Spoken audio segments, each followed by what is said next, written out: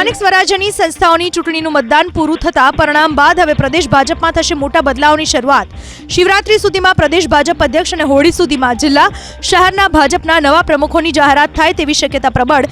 કેન્દ્રીય મંત્રી હોવાના કારણે એક વ્યક્તિ એક પદને ધ્યાનમાં રાખી પ્રદેશ અધ્યક્ષની જવાબદારીમાંથી મુક્તિ આપવાની સી.આર. પાટીલ પહેલાથી જ કેન્દ્રીય નેતૃત્વ સમક્ષ રજૂઆત કરી ચૂક્યા છે। પ્રદેશ અધ્યક્ષ તરીકે ઓબીસી સમાજના કોઈ યુવાન ચહેરાને પ્રાધાન્ય અપાય તેવા તર્કના આધારે અટકળો ફરી વહેતી થઈ છે।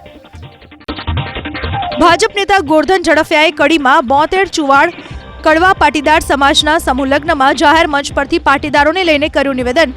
ગોરધન ઝડફિયા બોલ્યા કે પીળું પાણી રાખતા હોય તો તે છોડી દેજો, દીકરી અને પત્નીને પૂછી જોજો કે પરિણામ શું આવે છે। આપણે બધાએ બહારથી નહીં પણ અંદરથી સુધરી જવાની જરૂર છે। થોડા સમય પહેલા સુરતમાં એક જાહેર કાર્યક્રમમાં પીએસઆઈ ઉર્વિશા મેંદપરાએ પાટીદાર સમાજના યુવાનો દારૂના નશાના રવાડે ચડ્યા હોવાની વાત કરતા ભારે ચર્ચાઓ જાગી હતી। ત્યારે હવે ગોરધન ઝડફિયાએ પણ પાટીદારોને કરી ટકોર। અને ઘરમાં જો પીળું પાણી રાખતા હોય ને એને મહેરબાની કરીને બંધ કરી દો।